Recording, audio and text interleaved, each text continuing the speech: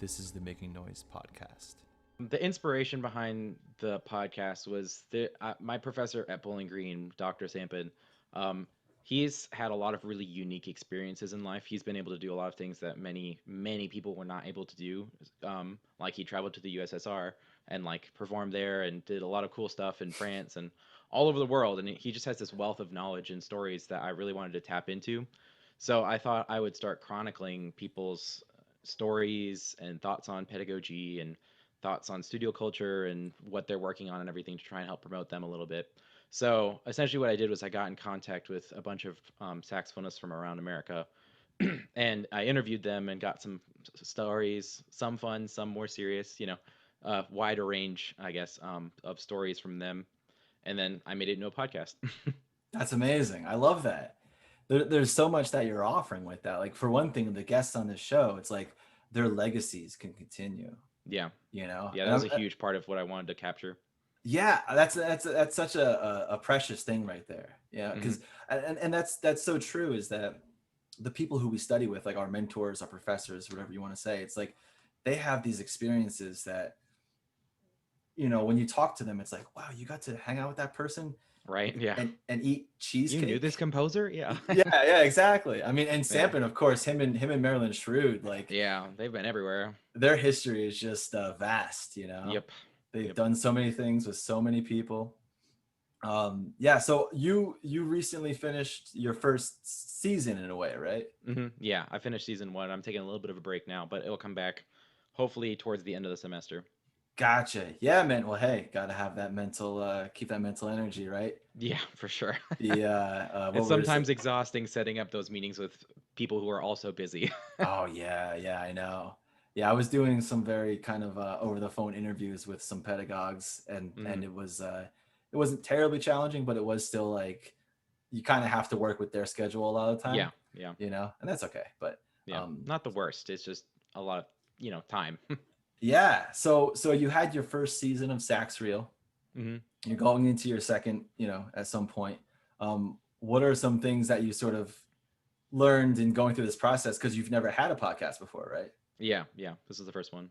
Yeah. So what has it been like? Like it's like, oh wow, I have this thing now, and now you have not only like the experience but the knowledge of doing it and stuff. Hmm. What are some things now? It's like you don't have to give anything away either. Like Yeah, I yeah. don't want you to kind of spell anything like, oh, season 2 is gonna have these things or whatever. But Yeah, well, it's not even planned yet, so that's not possible. all right, oh there you go. But yeah, so what has that been like for you?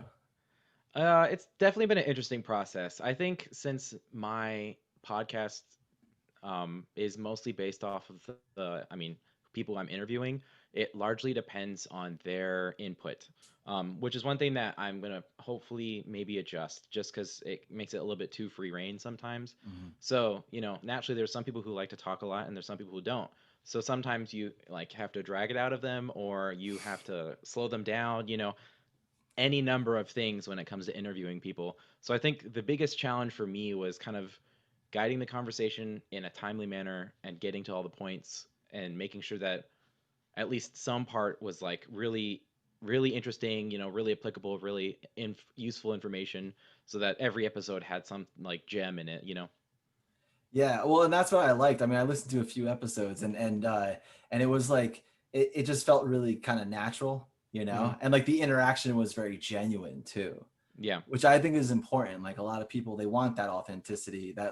that genuine, um, whereas where you watch like, I don't know, an interview on like NBC News, Hmm. like it sometimes can feel kind of sterile in a way, Yeah, yeah, for sure. but Luckily, I mean, I started with a lot of people that I knew or people that I was more comfortable talking to, mhm. just so that it was easier for me. It's like the first podcast, first interview that I'd done.